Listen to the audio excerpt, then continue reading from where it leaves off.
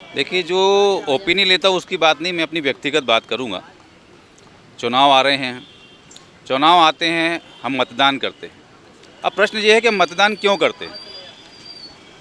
हर एक नागरिक जब अपने मन में ये विचार करेगा कि हम मतदान क्यों करते हैं, तो उसका जवाब यही होगा कि बदलाव के लिए। किस प्रकार का बदलाव? बदलाव शिक्षा व्यवस्था का, बदलाव स्वास्थ्य व्यवस्थाओं का, जो भ्रष्टाचार फैला हुआ है उसमें बदलाव।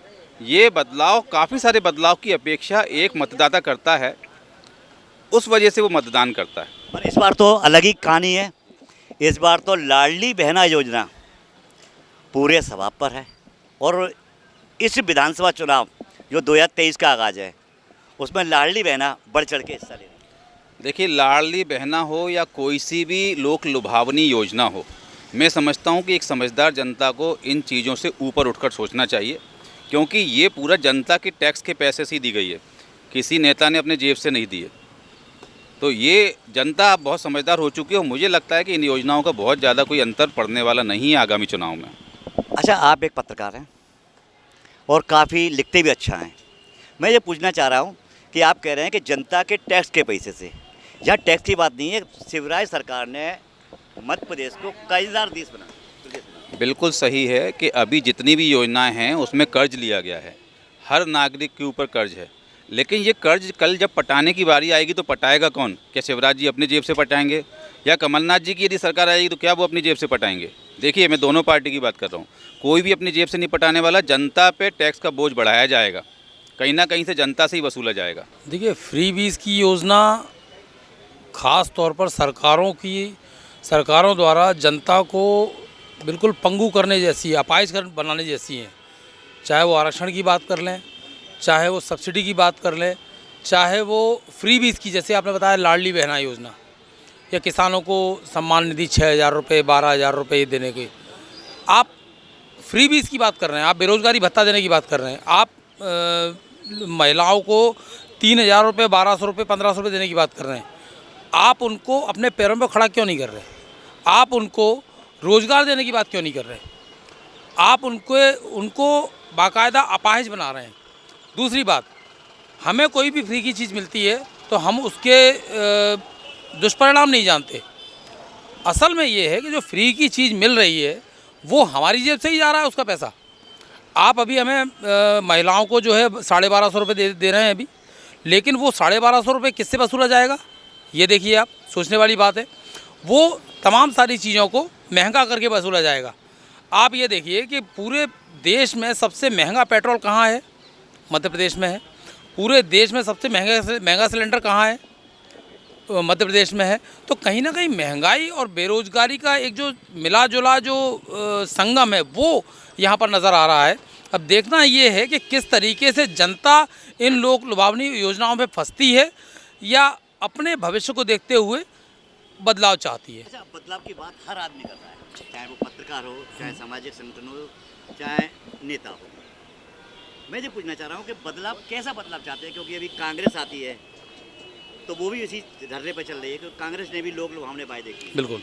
बिल्कुल। तो बदलाव की बात तो देखिए ऐसी है कि जो पार्टी आजकल एक ट्रेंड बन गया है, आपने देखा होगा, एक नया ट्रेंड ये बन गया है कि जो पार्टी ज़्यादा मतलब कह सकते हैं जो ज़्यादा सुविधाएं देगी या जो जनता को अब ये मैं लाडली बहना योजना को मैं रिश्वत मानता हूँ कि लाडली बहना योजना एज ए रिश्वत के तौर पे चुनाव से ठीक पहले लॉन्च की गई और उस रिश्वत के जाल में, उस रिश्वत के मकड़ जाल में पूरी जनता फंस गई। और वो जो महिलाएं हैं जिनको 50, जो मैं समझता हूँ जो गरीब महिलाएं हैं, जो मध्यम वर्गीय निम्न वर्गीय तबके की महिलाएं हैं, वो उनके पति या उनके घर वाले उनके हाथ में 100 रुपये नहीं देते होंगे महीने भर में, 500 रुपये नहीं देते होंगे, उनके हाथ में सीधे से 1,200 रुपये 1,250 रुपये आएंगे, तो कहीं ना कहीं किसकी तरफ उनका वोट जाएगा? तो वो रिश्वत के तौर पर मैं उसको देखता हूँ। अच्छा, ये बताइए जी, कि रिश्वत के तौर पर वोट देते हैं। जी, आप ये बताइए कि मतदाताओं से एक जागरूक पत्रकार होने के नाते क्या अपील करना चाहिए? देखिए, मेरा कहना सीधे तौर पर ये है कि मतदाता पहले खुद को सुधारे, सबसे पहले खुद को, क्योंकि समाज पूरा भ्रष्टाचार में लिप्त है। एक उदाहरण मैं आपको देता हूँ। कोई एक व्यक्ति जो सीधा साधा है, ईमानदार है और उसने कोई किसी का बुरा नहीं किया, वो यदि सड़क पर पैदल जा रहा है तो वो उसकी तरफ कोई देखेगा भी नहीं, आप उसको नमस्ते नहीं करेंगे।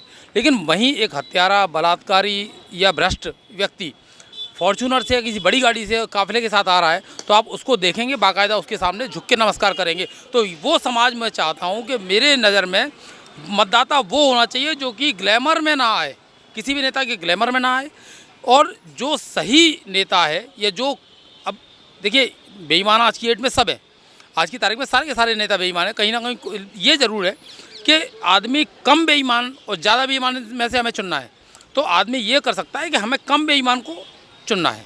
अच्छा पिंगले जी, कितना सहमत हैं आप, क्या अपील करना चाहेंगे? नहीं, मैं अपने पत्रकार मित्र की बात से सहमत हूँ कि वास्तविकता यही है कि दोनों तरफ चोर हैं। अब हमें ये देखना है कि कम बेईमान कौन है, तो उसमें से चुनना है। अब जनता समझदार है, जनता को देखना पड़ेगा। और मैं एक सबसे बड़ी बात बता दूं कि कोई भी पार्टी हो, चुनाव के समय बहुत सारी वादे करती है, बहुत सारे दावे करती है। कुछ लोक कल्याणकारी योजनाएं होती हैं, कुछ लोक लुभावनी योजनाएं होती हैं। जनता को ये समझना पड़ेगा कि लॉन्ग टर्म पे उनके आने वाली पीढ़ी के लिए या उनके भविष्य के लिए कौन सी योजनाएं कारगर होंगी, जो देश हित में होगी, समाज हित में होगी। ये समझते हुए आपको वोट करना चाहिए।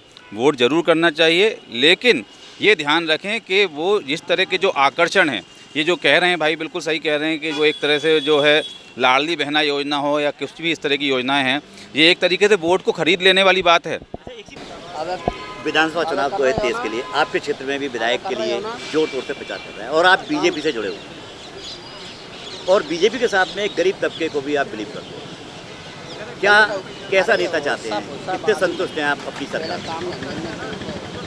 मैं काफ़ी हद तक संतुष्ट हूँ अपनी सरकार से, और हमारे जो प्रत्याशी हैं वो भी काफ़ी अच्छे प्रत्याशी हैं। हमारे श्री नारायण सिंह कुशवाहा जी, पार्टी ने जो प्रत्याशी उनको बनाया है, तो मैं पार्टी का भी आभार व्यक्त करता हूँ। और क्षेत्रीय जनता उनके साथ, गरीब तबके की जो जनता है वो पूर्ण रूप से उनके साथ जुड़ी हुई है, और शासन की योजनाओं का लाभ वो हर गरीब तबके के लोगों को दिलाने का प्रयास करते हैं। शासन की योजनाओं के लाभ की आप बात करें, यदि कर्जा लेके आप क्रीम लिपस्टिक लगाते हैं, कर्जा लेके आप मोबाइल खरीदते हैं, एसी में चलते हैं, बड़ी गाड़ी लेते हैं, वो कहाँ तक सही है?